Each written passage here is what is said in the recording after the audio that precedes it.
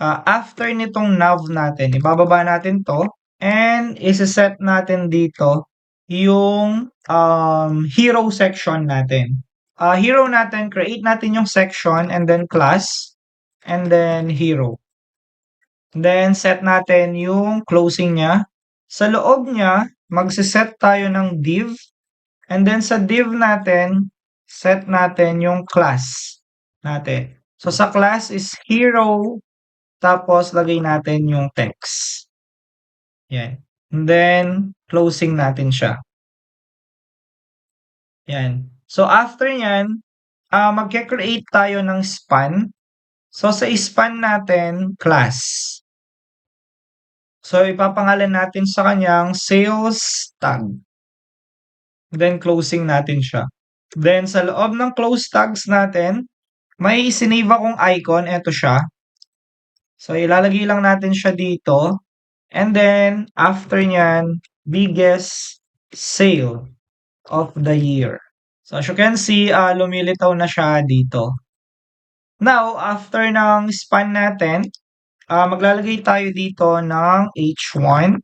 So sa H1 natin, discover amazing products. And then after nyan, meron tayong paragraph. So sa paragraph natin, let's say for example, shop the latest fashion, electronics, and then sabihin natin furniture, furniture, yan. And then let's say and more at then lagay tayo ng div dito guys and then class. Yan. And then lagay natin shop button. Then lagay tayo dito ang lalagay natin will be button and then set natin siya into class learn BTN. And then hero button yung lalagay dito. Dito naman, set natin siya as shop button. Then close natin siya. Then sabihin natin shop now.